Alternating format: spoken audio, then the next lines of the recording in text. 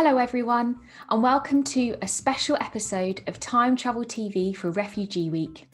My name is Emily, and I work here at the National Archives, this huge building here in Kew. Refugee Week is a festival to celebrate the contributions, creativity, and resilience of refugees. Lots of places and people celebrate Refugee Week, and this year the National Archives is proud to be part of it.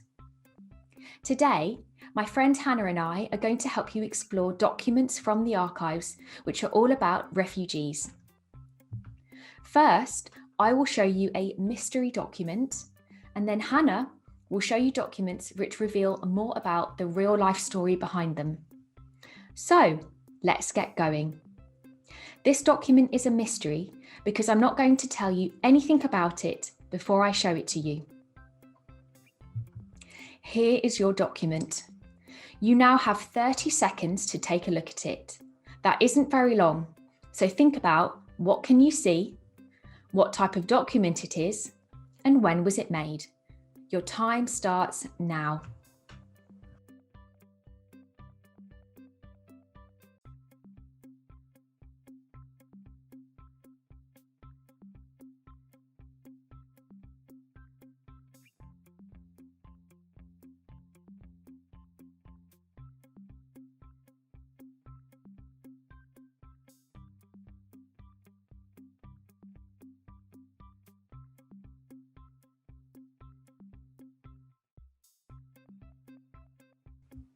So, what did you spot? Here's a few things that I noticed. There's a group of children who are running. Are they running towards or away from something? In the background, there is a big house with lots of windows and some bushes and grass outside. The house looks like important or rich people might live there. Behind the children, there are two adults and they are wearing white clothes. All of the children are boys and they are wearing shorts. The document is in black and white and it looks a bit grainy. That means that the details are not very sharp or in focus. I think this document is a photograph. Well done, everyone. Did you spot the same things as me? I'm now going to show you the document again, but with more information revealed. Here we go. This document has something called a caption at the bottom of it. The caption tells us what is happening in the picture. It reads, Basque children at Huddersfield. Some of the Basque children who have reached Clergy House, Almondbury, Huddersfield. Spend 30 seconds chatting to your partner or thinking by yourself about what you think this caption means.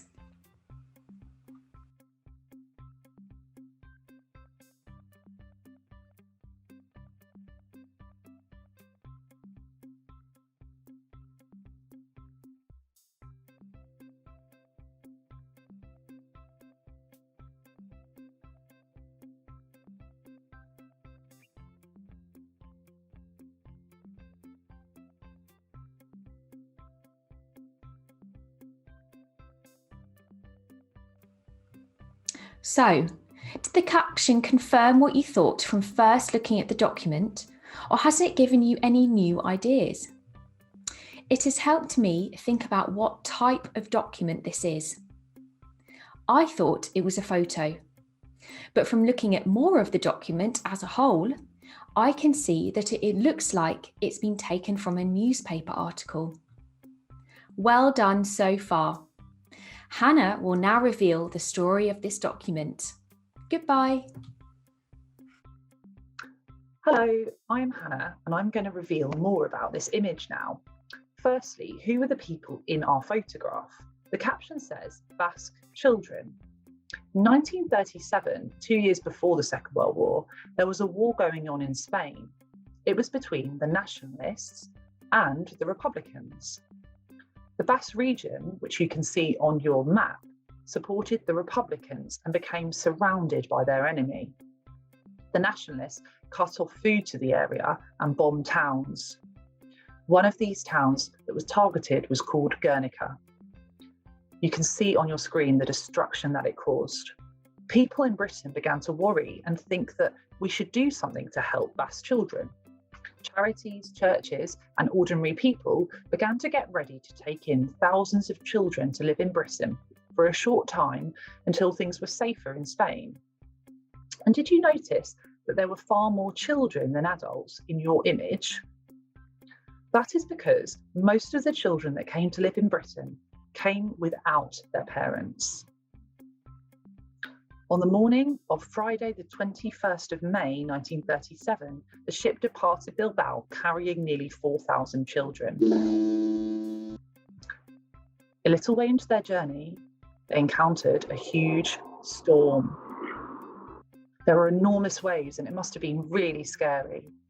The boat continued its journey to Britain and eventually landed in Southampton Dock. This was the largest single group of refugees to arrive in British history. So, what is a refugee? A refugee is someone who has had to leave their home, often due to war. But it can also be because their life is endangered because of who they are. For example, their religion. Today, over half of the world's refugees are children. Most Basque children did not go and live with families when they arrived in Britain. Instead, they were sent to refugee camps run by volunteers. These were very different from each other. They ranged from large grand houses like the one in our photograph to farms. What do you think would make children feel at home in these camps? Have a think or have a chat if you're with another person. You have 30 seconds. Off you go.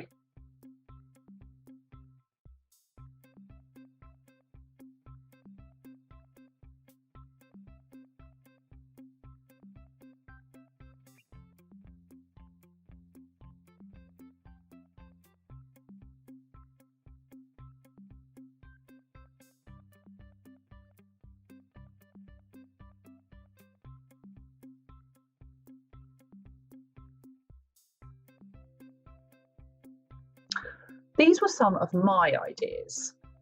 Firstly, good shelter, a place that's warm and cosy, having objects and toys that are familiar. People who could speak their language, I thought would be really important.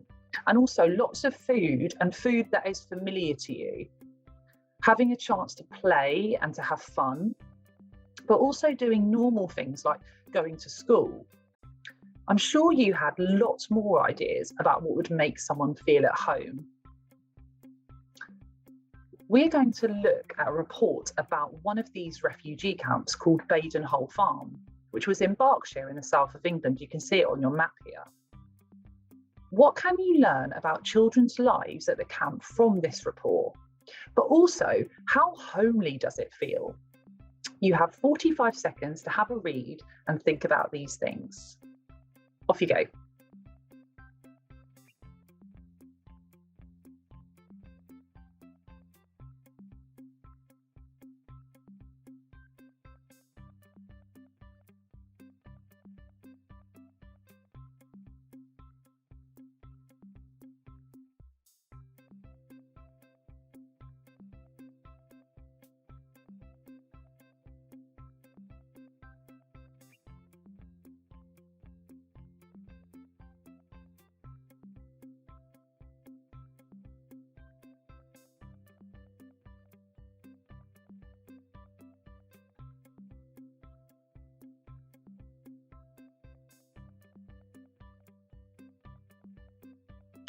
Now you've learnt a bit about life in Badenhole Farm, here is Teresa, who's going to tell you a really special story about her family.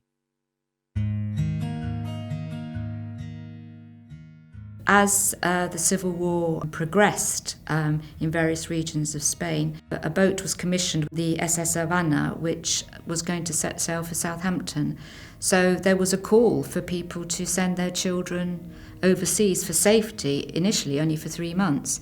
So both my families put their children forward. My father was the only one who could go. He had to leave behind his 2 brothers and his parents. My mother was more fortunate. She was 12.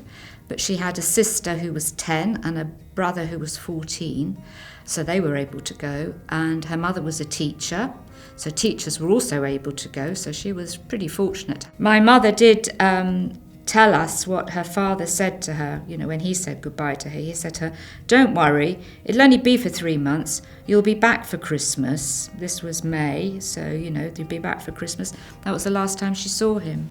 And so they embarked on this freighter, which had been built to carry 800 passengers, and it had 4,000 people on it, and they arrived 2 days later. They suddenly arrive at North Stoneham and they see 3 fields covered in canvas, something that the majority would not have seen before, wouldn't have understood. There were tents where they would get food, and the more canny kids learnt that, you queued up for your food, and if you ate it quickly, you could go back to the back of the queue and then get some more. And so food was important because a lot of them had come hungry, because food supplies had been interrupted. The North Stoneham camp under canvas was a temporary affair, and one of the first places that became available was Badenhole Farm. So the picture that you see in front of you is a photograph of the various adults, including my grandmother, and the children who arrived still with their labels identifying them. If you look at the photograph, there are 3 girls with hats on, and my mother is the girl in the middle. And my father is one of the boys in the back row wearing a checked jacket or sweater. Things started getting back to normal for them, a bit more routine. They had toys that were given, were donated. It was a farm, so they were able to see animals. There's also a picture of my mother and my aunt sitting on pigs with these big hats. So life was becoming a bit more normal for them. Quite a lot of the Basque children by the mid-1940s were adults, obviously, and they drifted to London, and a place had been set up called the Hogar Español, which was like a social club, and that is where my mum and dad met each other, and the rest is history. They then got married, and here I am. Well done for learning about the experiences of Basque children. Here is a creative activity you could do. Think, what does home mean to you? There are 2 options you could try. The first one is to find a box, any box will do, and put 3 objects inside that show what home means to you. Or you could draw these things and put them inside the box. Or draw a square on a piece of paper and write or draw at least 3 things that show what home means to you. I think for me, I would draw in the square a picture of my large cheese plant. I've had it for ages. A photograph of my family. And I would write and try to draw the smell of the sea in Ireland. I used to go there lots when I was little, so it's a really strong memory for me. So it doesn't have to be an object that means home. It can be a person, a smell, or even a feeling. We would love to see what you create. Tag us at UK NAP Edu with the hashtag TNA Learning. The theme of Refugee Week this year in 2021 is We Cannot Walk Alone. Our story of the Basque children is one where lots of people work together to help them. You can get involved in Refugee Week by doing their simple acts. Go to their website to find out more. On Wednesday, the 16th of June, we are releasing a special time travel craft club episode with artist Rana Ibrahim for Refugee Week. She will tell you about her journey from being a child in Iraq to living in England. You'll be shown how to make a special zigzag book that can tell your story and journey. We hope to see you then. Goodbye.